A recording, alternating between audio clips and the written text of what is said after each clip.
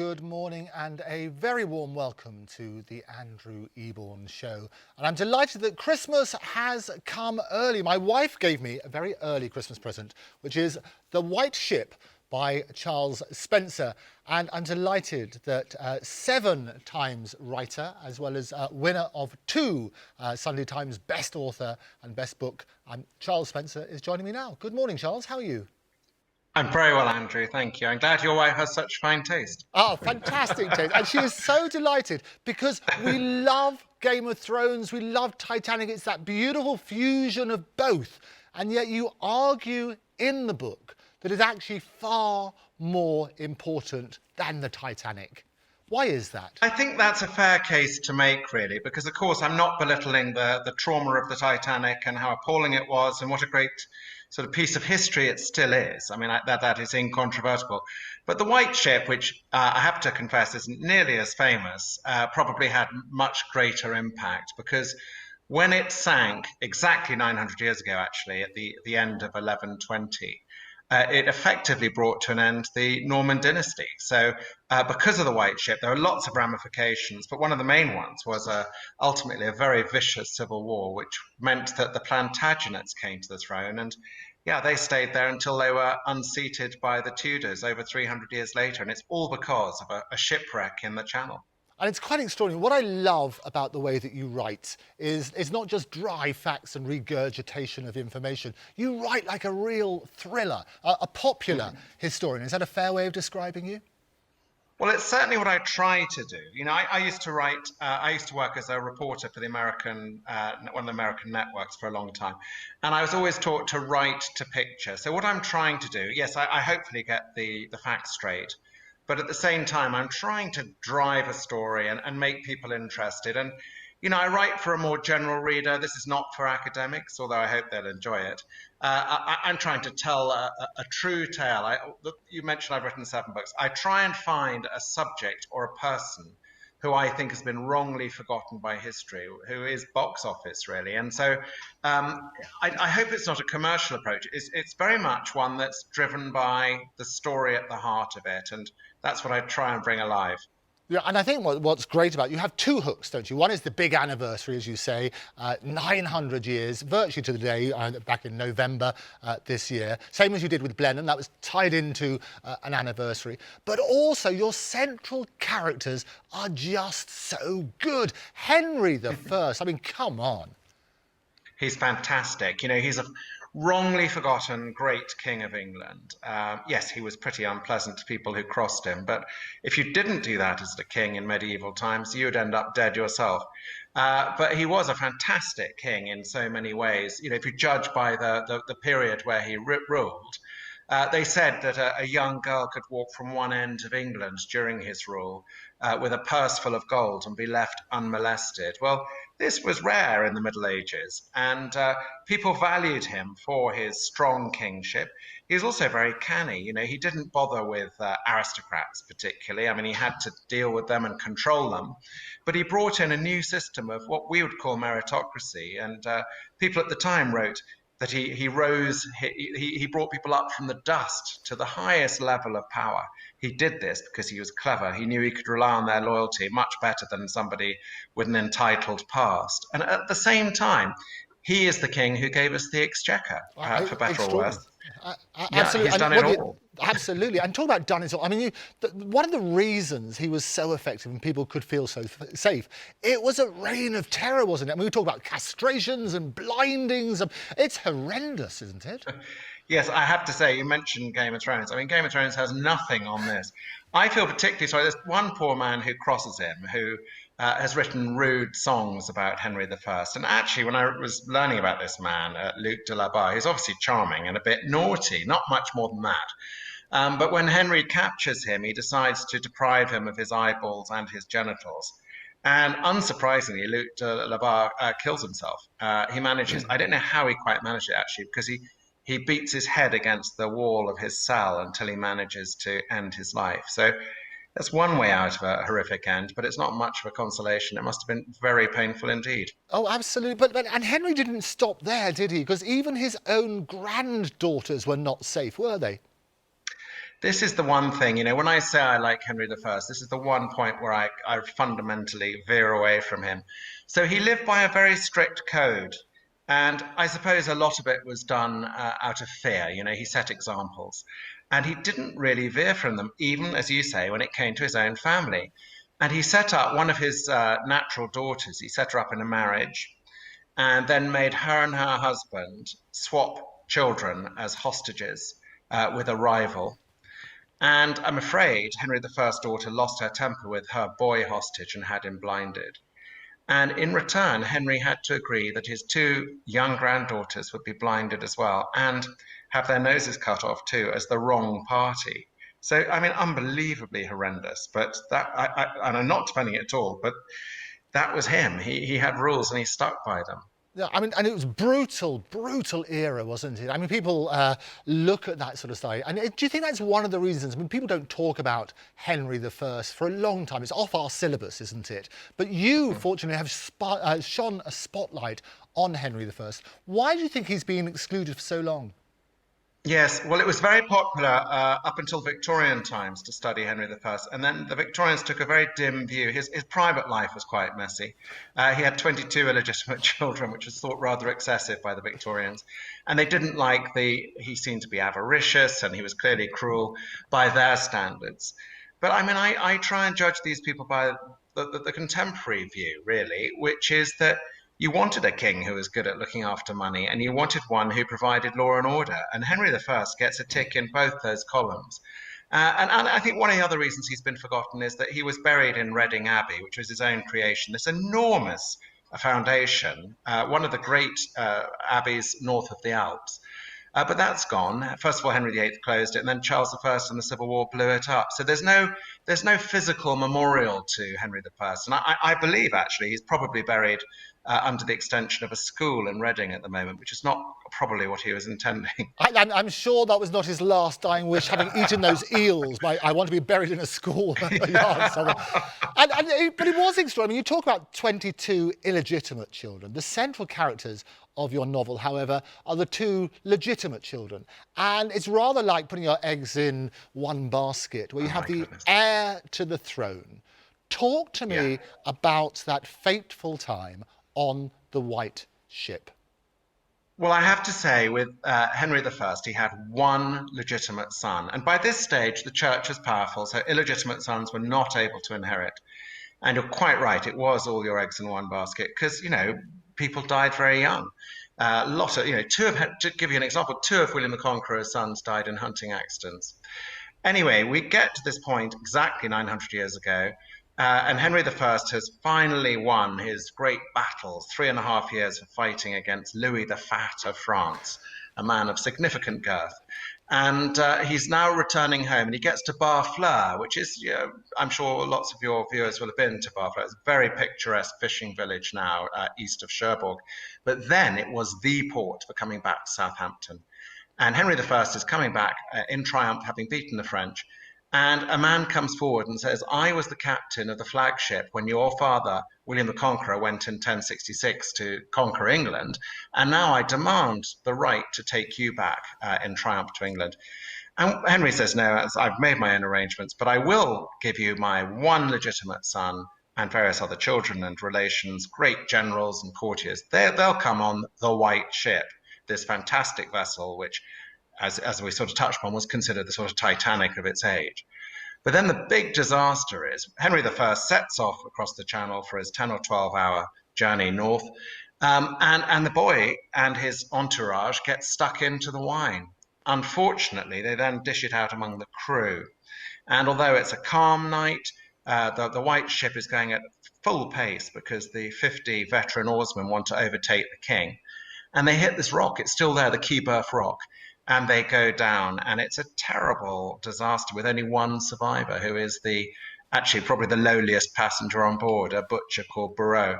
And it is basically the end of the Norman dynasty, because the only other legitimate child is a princess called the Empress Matilda, Henry I's only legitimate daughter, But this is not a time when people will actually have a queen as their main ruler. It's just not possible. Even though Henry himself tried, and he was briefly okay with his grandson, which we'll come on to. But you talk about Barrow the butcher, and you explain about why you think he survived, mainly because of what he was wearing. Tell me a bit about that.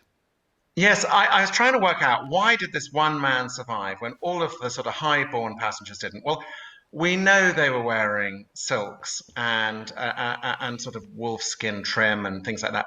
Well, if you get into the water in that, you're going down. Barrow, this is a period when people really couldn't swim. It was not a pastime at all. But I think Barrow, we know he scrambled onto a piece of broken mast. And he was wearing a sort of goatskin tunic, the sort of offcuts of his butcher's trade. And I think, I'm not a scientist, but I had to look into this. So what happens is even if you're in a wool tunic that is wet, it can still transmit heat back at you. And I think that's what kept him alive. I mean, he was barely alive when he was discovered the next morning by fishermen, but he's the only one who made it through the night. Yeah, and I think you touch on an interesting point here, because the reality is it's what they call cold water shock, isn't it, which probably killed most of them. And the fact that Barrow, the butcher, had this warm outfit on meant that he didn't suffer like the rest of them. Yes, I think we've all got in the sea or maybe a swimming pool or a shower, and you go, it catches your breath. Well, that can be fatal in cold water in the sea, because actually panic then sets in and you can gulp down a lot of water before you sort of find your bearings. And yeah, as I say, with people not able to swim, I think, well, maybe we can see it as fortunate. I think a lot of them would have died very, very quickly, and then the others would have died of hypothermia if they hadn't drowned. So yes, lucky Barrow was wearing the right kit. Lucky Barrow with the right kit. But there was also, I mean, it's fascinating reading about these things, because they really didn't understand the sea. And you talk about these sea creatures and the various things that live underneath, and you have these wonderful things. It might be a walrus, but they think it's going to be an elephant under the sea and that sort of stuff. Talk to me about those wonderful creatures and the misunderstanding of what the sea might contain. Well, I was interested in this, and I actually devote a chapter to this, because the sea to the medieval mind was a place of enormous beauty, yes, but also huge danger. And you have to remember that people didn't know what was under the sea, of course. I mean, we were spoiled, whether it was Jacques Cousteau or David Attenborough who brought it to life for you. We know what's down there. They didn't. You know, they knew there were rocks. They knew there were animals, which, as you say, they didn't really know what they were. I mean, you see these depictions of sea wolves, sea lions, as in real lions under the water, mermaids and sirens on the rocks, or traditional ancient sort of dangers spiced up with what you see on the old maps, actually, even sea goats, which you wouldn't have thought were terrifying, but they were to them. And no, it's a fascinating thing that ignorance, I'm not blaming them, how could they have known?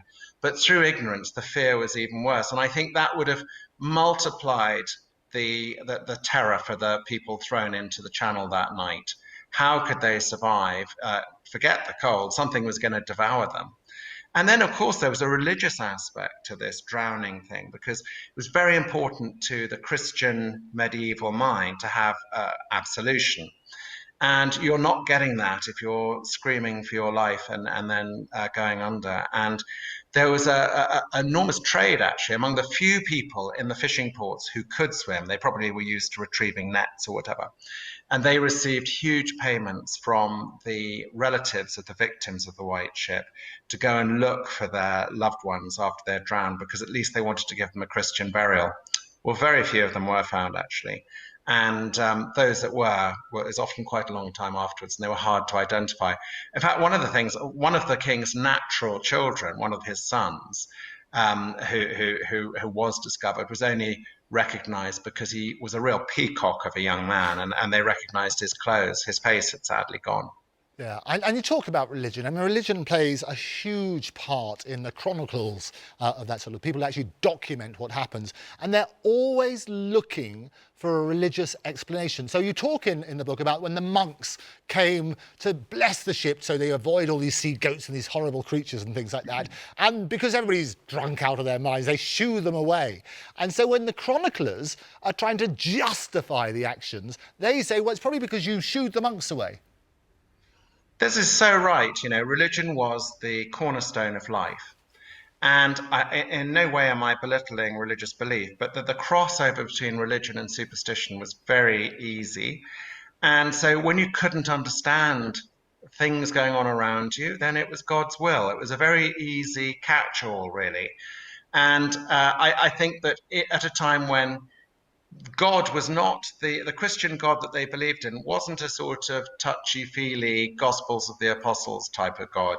He was a vicious, vengeful Old Testament one. And he would smite you down if you did wrong. And you're quite right. You know, the sort of drunken oafs on board the royal ship who chased off the monks before the ship was blessed, they were held to account as bringing this about. And then you'll find, actually, interestingly, the prince who drowned, William Atheling, and Atheling's rather like Prince of Wales, it's the designated heir. There's nothing, we don't know a lot about him. We know, actually, I think he was very handsome, although bizarrely, anyone of high birth who is described by the chroniclers is seen as the most beautiful or handsome person on earth.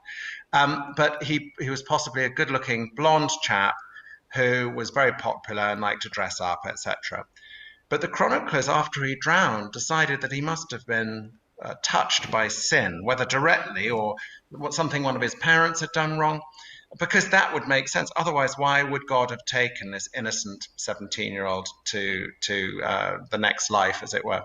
No. So, yeah, religion was always the thing they were trying to get into the story. And in fact, that's particularly the case because you have so many of the historians, as we would see them, they were actually monks as well, no. Because they had the time and the means and the education to write these things down. And I think what's interesting as well, Charles, is that sometimes it's don't let the truth get in the way of a good story, because if the monks had to find the justification, they've got to rubbish him, don't they, in a way? So maybe he is a bit peacockish, maybe he's a bit too arrogant, maybe he's got this, and this is why God chose to smite him down. Is that fair? I think that is fair. And frankly, Andrew, who would want to be judged as their 17-year-old self? It's a bit tough, isn't it? Any adolescent is not the best manifestation of themselves. Right. And also, if you think about one of the acknowledged great kings of England, Henry V, he was famously trouble as a youth. So lucky for him, he won Agincourt, and that's what we remember, and not him messing around with Falstaff. No, absolutely. Well, there are probably, 7 famous chroniclers. I think you'd have a look at that sort of stuff. So that's right. Talk to me. You're very good at doing the research. I know you do a lot of research, taking about 3 years to research the book. Talk to me about what you discovered from those 7 chroniclers, and did the reports vary? Well, what I found was that there's quite a variety among these people, even though they're all men of religion. And one woman of religion, actually, but they're mainly men of religion, monks, either in Normandy or England. And, well, I don't think any of them ever met, but I do think there's one with the extraordinary name of Orderic Vitalis, who starts off life in northwest England and is then committed by his father, who's a priest, decides that his son's best hope of ultimate salvation, is to go and become a monk in Normandy. And he writes with such a vivid eye about this shipwreck. And he mentions Barrow the Butcher with particular reference to how long he lived after this, which was 20 years. And I'm pretty sure that the wonderfully named Orderic met Barrow the Butcher, because it's got the fingerprints of an eyewitness account on it. And others just saw it. Do you know what is interesting? Because there was, of course, a chance that Henry I would go on to have another child with somebody else. And he certainly tried, but he didn't manage in his second marriage to produce an heir. But I think what you have is this sort of unbelievable reaction to a tragedy of the King of England, and who was also the Duke of Normandy, loses his only legitimate son in a shipwreck. That was so enormous that they all covered it. Didn't matter what part of England or Normandy they came from. This was the lead story of the decade, you know. And what's interesting as well is how you yourself came to tell the story, because you were invited to address a group of people at Leeds Castle. You've done your 17th century stuff, you're an expert on that. They were a group of experts, knew everything there was possible to know about kings and queens and all that glorious stuff. You came across this wonderful story. Tell me about that night when you were invited. I think you were even a stand-in for somebody else, weren't you? I was a stand-in. I was a late filler-in. Somebody didn't go to speak, and it was. Look, there's no such thing as a free good review. And the woman, there was a lady called Alison Weir, who's a very good historian, and she had given me a lovely review once. And then she called me up and said, I've been let down and I need somebody to speak about the Queens of England, as you say, at Leeds Castle tonight. And I went, oh, okay. I was working out, it's about 4 hours from here. And I set off and I sat in Cafe Nero in Maidstone and put together a speech. And I thought, oh, this is going to be terrible because they all know probably more than me about Lady Jane Grey or Elizabeth I or whatever. So I thought I'd throw in a nearly queen, and that is somewhere we touched on earlier, Empress Matilda, who was Henry I's only legitimate daughter, who should have been queen. She was left as his successor, but it didn't happen. And I touched on the story of the White Ship, and I saw all these people who I thought would probably know the story, because I suppose we always assume people know what you know, and why should they? I realized they didn't know it. And then again, I was a stand-in, always the bridesmaid, never the bride. And I pulled the same story out, and again, people did listen to the White Ship. It's such a dramatic tale. And the implications of it are still with us. In fact, day before yesterday, I went to St Bartholomew's Church next to St Bart's Hospital in London. And they are both direct descendants of the White Ship, because the one person who's out of a job when a court goes into mourning is the jester. And Henry I's jester was a man called Heir. And Heir realized he was not going to be required for a while Henry I was not looking for a joke. And he went to Rome on pilgrimage, got very ill with malaria, because Rome was quite a sort of a disease-ridden place back in the Middle Ages. And he was saved, he believed, by St. Bartholomew in a vision. And St. Bartholomew said, I will save you, but in return you have to build St. Bartholomew's Hospital and Church in Smithfield in London. So he managed to get Henry's permission to do that. And you think, out of this appalling tragedy, you've got St. Bart's Hospital, the oldest hospital in England, still in its same place and still active after 900 years. And that is because of the White Ship. It's incredible, because you look at the tragic elements of this story, and I rather love the fact that comes out of it. And also, the whole order of Trappist monks comes out of it, because one of the widowers loses his wife on the White Ship. He builds an oratory, a place of prayer in his wife's memory at La Trappe. And that is the birth of the Trappist movement. So it wasn't just a dynastically important moment in our history, losing the White Ship. Its ramifications live on now. It's extraordinary, really. No, it is quite extraordinary. And I'll tell you what would be wonderful is if there were a movie made of it. Are you tempted to write a screenplay? I've tried. I'm just not very good at it. I've read all the books, and I still can't do it. So I've been to Hollywood a few times to talk about my books, and I can tell them face to face the story, because I love telling stories. And then they go, oh, could you write it down? And then I think that kills it dead, probably. Well, but I tell you what, it is the storytelling. It's the art of telling a story. And it's all about teachers. And people have their inspirations, don't they, at school. You can find, if there's a particular teacher, I had a Latin teacher who was just brilliant at teaching Latin. So I love Latin. I went into classics. You might have another teacher who is maybe not as enthusiastic. In your dedication to the book, you say it's for Christopher Dixon, who was your teacher at Eton. Tell me about Christopher Dixon, because he's clearly an inspirational man. Well, thank you. Yes, he's such an incredible, well, sadly he's no longer with us, but he was such an incredibly inspiring teacher. And he taught English, actually, not history. But what I loved was he was the least conventional Etonian master you could ever have met. He was a passionate aficionado of Clint Eastwood movies. And when he talked to us, he didn't really rate the books for the syllabus very much. So he took us off in all sorts of directions. And he set me an essay on concentration camp poetry. And I got really intrigued by it and wrote it. And then he made me copy it out on vellum, very Etonian this. And it's now in the school archives at Eton. But I mean, he made me believe that I could write, I guess, and made me think more broadly than I think would be normal among the Eton masterhood. I think that's one. It's sent up for good, they call it, don't they? Yes, that's right. I love that. I mean, it should still be there. Who knows? Oh, no, you must go and find it. I love this, because it's going to be part of the real challenge. Charles, it's been an absolute delight. I cannot recommend this enough for people who don't even like history. This is the best thriller out there. Christmas stockings have to be full of this fantastic publication. Charles, thank you so much for being my guest.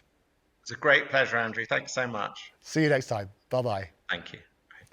Wonderful. And I tell you what, this is superb. Do get your other special halves to get a copy for you in the same way as my wife got me this. It is wonderful. So thank you so much to Charles Spencer. That's Christmas Soul for everybody.